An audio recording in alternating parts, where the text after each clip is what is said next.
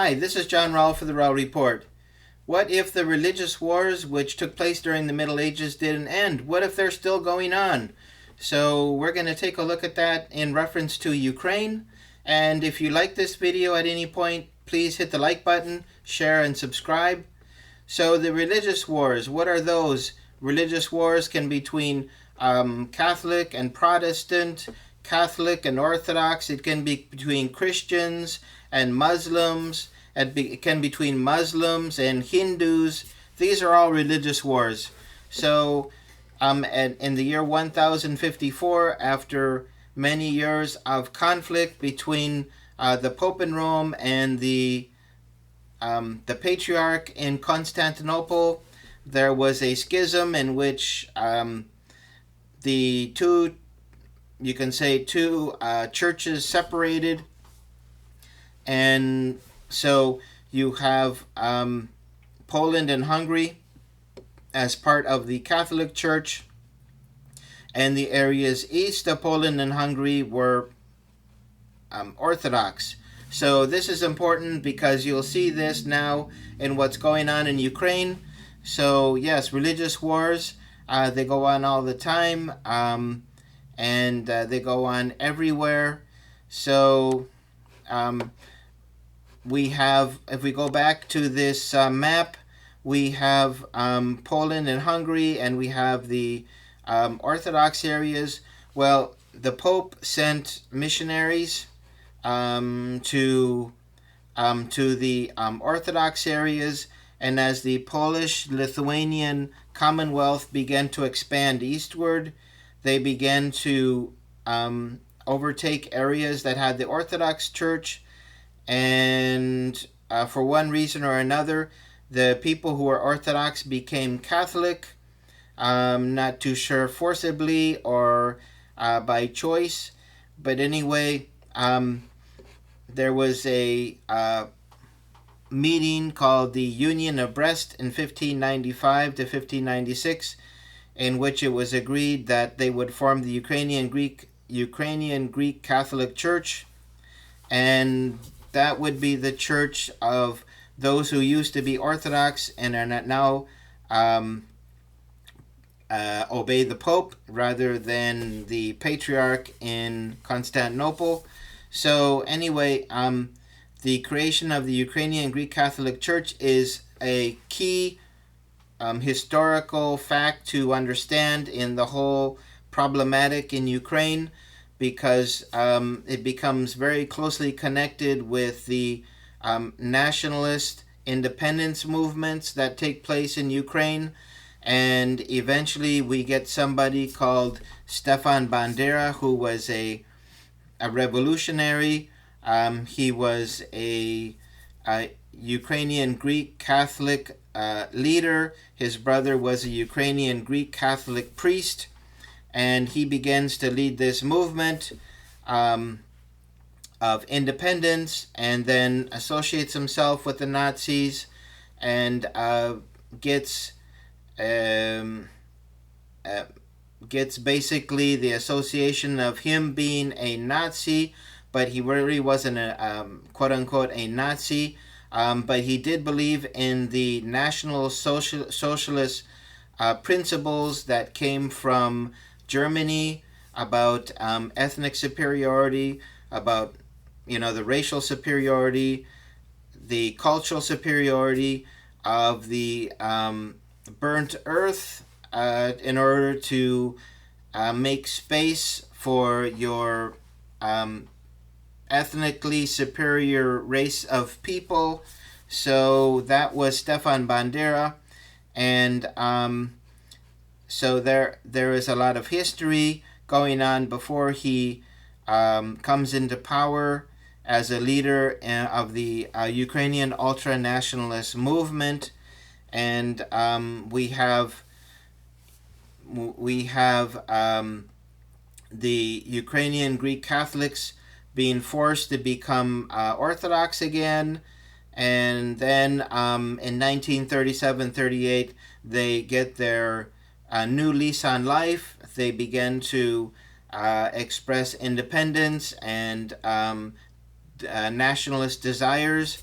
Um, and because it was so closely connected with Nazism, and because they had committed many crimes against humanity, the Soviets suppressed the Ukrainian Greek Catholic Church, and the Orthodoxy became the the primary religion in Ukraine.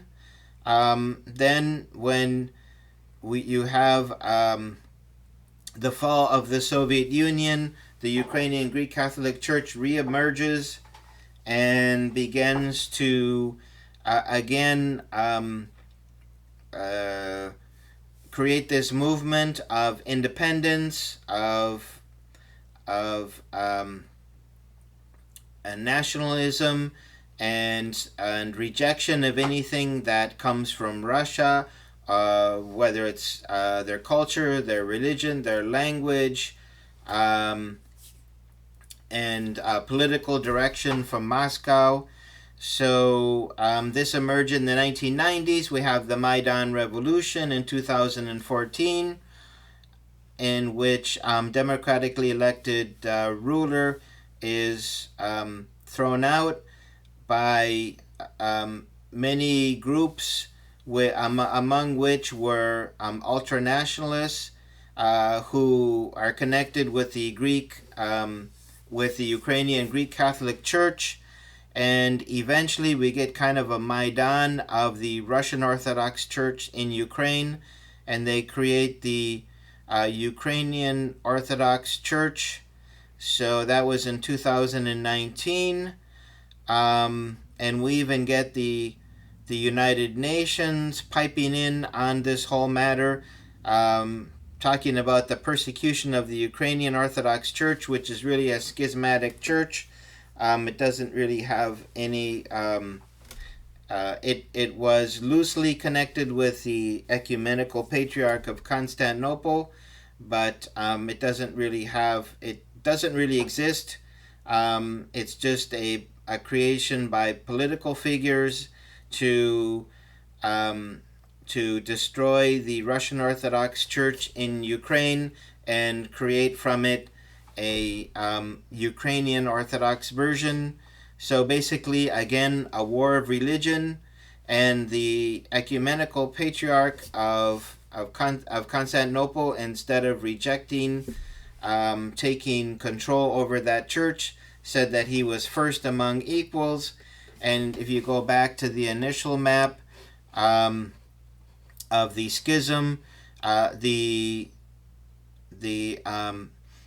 Orthodox Church in the Slavic principalities fell under the patriarch in Constantinople. So historically, the patriarch in Constantinople feels that he has priority and has more importance than the Russian Orthodox Church.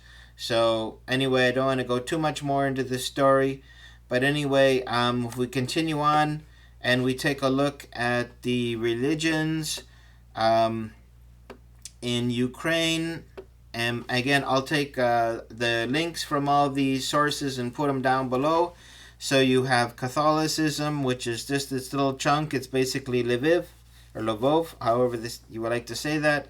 But everything else is either Orthodox, Protestant, or Muslim. So this little chunk here, this is what's creating all the problems in Ukraine and stirring up all the trouble. But now that there was a political move to separate the Ukrainian Orthodox, the Orthodox Church in Ukraine from the leadership of the Russian Orthodox Church. We have additional complexities, but we have here also the languages in Ukraine. So we have Russian and we have Ukrainian. So you can see in this whole religious war, you will have more predominance of the Russian Orthodox Church. To the west will be more the Ukrainian Greek Catholic Church, and in the center they will be mixed. So what the politicians wanted to do was to destroy anything that was Russian. So they made moves to stifle the Russian language and Russian religion. So you can see that the suppression of the religion is part of this whole process of pulling Ukraine away from Russia towards the Western countries. Now we have Tucker Carlson here interviewing an individual human rights lawyer, Bob Amsterdam, who said that he was persecuted by Putin, but now is being persecuted by the Ukrainians as well, because he's stating that the creation of the Ukrainian Orthodox Church is just a fake church created by USAID. So if you want to listen to that interview between Tucker Carlson and Bob Amsterdam, again, the links will be below. But basically, this fake church, as Bob Amsterdam calls it, was created by the CIA and supported by the United States Agency for International Development. So basically a kind of a religious coup. So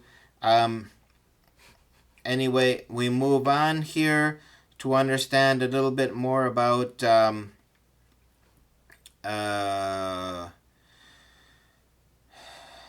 now there's a conflict between the Patriarch in Constantinople and the Ukrainian Orthodox Church, which many call a fake church. And then we have this stopfake.org website chiming in on this topic. Again, I'll put all the links below. You can take a look at these articles and read it more in detail if you like. USAID responsible for destroying fake. So they're basically saying this is fake news. USAID responsible for destroying Moscow Patriarchate of the Ukrainian Orthodox Church. But we got a little problem here with the Stop Fake website. So if we go to the I'd see a little more about the Stop Fake website.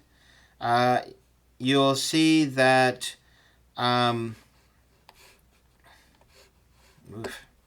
you will see that stopfake.org is founded by the Renaissance Foundation, National Endowment for Democracy, the German Marshall Fund. So this is basically a creation of Western propaganda. The Renaissance Foundation is a George Soros foundation. He founded it in 1990 as part of his Global Open Society Foundation.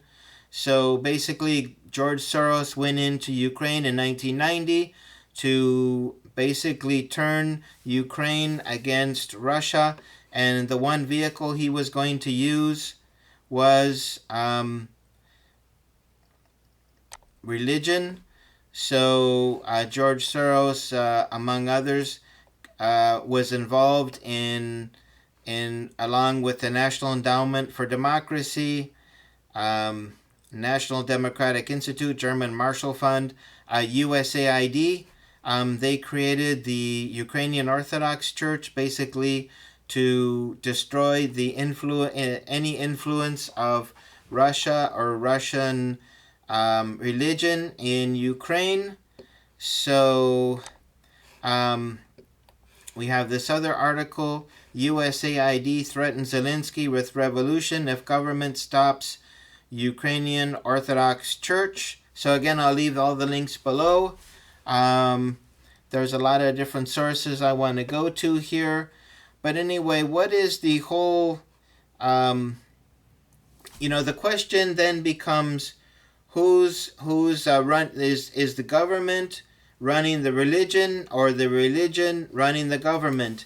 And this is really hard to figure out, because especially when it comes to the Roman Catholic Church, we have periods in which it became very fascist, and so you can say, well, no, the Catholic Church has nothing to do with fascism.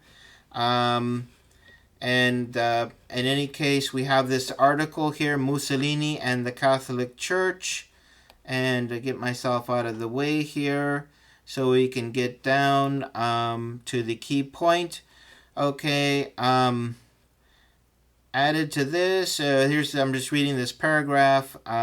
Added to this, Mussolini and the Catholic Church had a common enemy, liberals, who threatened not only the temporal authority of the Church, but its very existence. As a result, Mussolini's more Christian attitude, the animosity the Catholic Church felt towards the Italian government, subsided as the fascist power rose.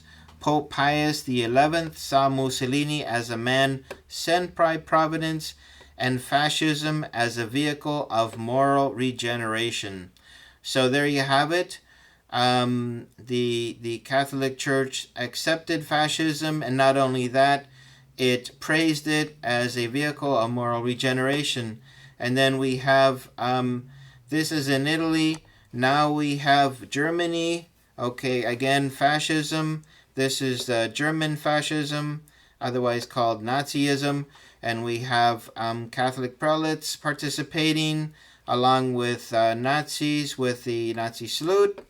And we have here in Spain, I don't know if that's Franco. Okay, but anyway, here are Spanish prelates all doing a fascist salute. Okay, and here again, this is Spain. Again, the Catholic prelates giving the fascist salute. So what's the point of all this? The point of all this is that fascism is a vehicle that the Catholic churches uses for nationalist goals, to unify a society, both politically, religiously, morally, etc. So you go back to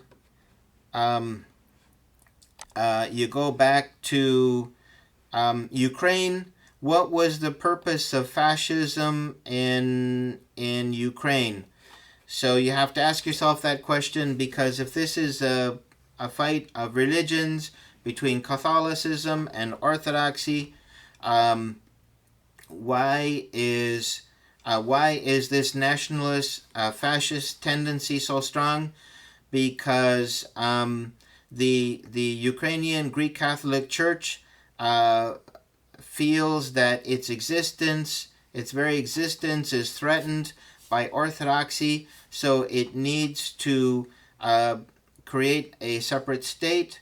That's with the Maidan coup. And then it needs to destroy the Russian Orthodoxy, and then it can take that and water it down into a Ukrainian Orthodox Church under a patriarch in Constantinople, and who doesn't really want it. And the Ukrainian Orthodox Church isn't interested in listening to the patriarch in Constantinople anyway. So anyway, so we have this tendency in the Ukrainian Greek Catholic Church towards fascism, towards violent action, towards a constant struggle against the Russian Orthodox Church. And then we had recently, back in July, is it July? Yeah, July, we have the meeting of Pope Leo with the Ukrainian bishops. So we have here, we have the words of the Pope, and there's no report here about asking the bishops to denazify their church. And you say, well, there's no Nazis, they have nothing to do with Nazism. Well, if you look very closely at the at the Nazi tendencies in Ukraine. Some of it traces back to the Ukrainian Greek Catholic Church and towards the ultra-nationalist movement, which is based out of Lviv. And Lviv is the cultural center of the Ukrainian Greek Catholic Church. So there's a lot of connections there. You would think the Pope would say, hey, we got to denazify, and you have to take the leadership on that. But he doesn't mention anything about that. And unfortunately, if we go back to this whole connection between Pope Pius XI and Mussolini, you see Mussolini as a man sent by Providence, and fascism as a vehicle of moral regeneration. So anyway, there is a really close connection there. It may not be perfectly understood, but you can see that it is real. And if you go back to the initial map here of the schism, you can see basically the lines are still set between Orthodoxy and Catholicism, and Catholicism and now teaming up with the Patriarch in Constantinople want to try to slowly eat away at the Russian Orthodox Church. So there's a lot of things going on there. I think it's worth looking into. I thought I would bring that to your attention. So there's many avenues for investigation. I'll leave the link to all these resources below. You're welcome to look into it. And what conclusion can we take out of all this is that the battle of religions in Ukraine is real, and the quote-unquote fake church created by the CIA and USAID in Ukraine, which was to destroy the Russian Orthodox Church presence in Ukraine and create a breakaway church, the Ukrainian Orthodox Church, was part of this fight against the Russian Orthodoxy and against Russian culture, against the Russian people. So this is all together in the same ball of wax. So when the Russians talk about asserting their rights in Ukraine for Russian-speaking people, for people who are ethnically Russian, who want to keep their Russian religion, they're going to have to go quite a ways into Ukraine in order to assert those rights. And how far do they need to go? I think they need to go all the way to the Polish border. You're looking at it there. That's it. They need to go to the Polish border. Then when they get to the Polish border, what will they do with the Ukrainian Greek Catholic Church? It's hard to say. I think that they wouldn't suppress it because they've asked the Ukrainians not to suppress the Russian Orthodox Church. So why would they do the same to the Ukrainian Greek or Greek Catholic Church? But anyway, you have a situation going on there which has been going on since the year 1054 and will continue to go on well into the future. So I thought I'd bring you that report. I thought it was interesting. Yes, there is a war religion going on in Ukraine, a very clear one. The fact that they would try to destroy the Orthodox Church in Ukraine, which it was under the direction of the Patriarch in Moscow, is very clear sign that this is a religious war, not only a political. Now, whether it's 50-50, it's hard to say, but it's close. So anyway, thank you for joining me today for this report. If you want to leave your comments below, what do you think? Is this a non-issue? Is this more important than the political? Because if Russia needs to assert the rights of Russian Orthodox believers in Ukraine, they're going to have to go all the way to the Polish border. There's no other way to do it. So we're looking at another 4 or 5 years at least for this war to go on, maybe 10 more years. I don't know. But it will continue to go on until those rights are addressed. So anyway, this is not a small issue. especially President Putin. He's a very fervent member of the Russian Orthodox Church. So you say that he's not going to abandon this cause at the first chance. So I think that will conclude the video for today. Again, if you like this video, hit the like button, share and subscribe, and I look forward to seeing you back for another video. Take care. Bye-bye.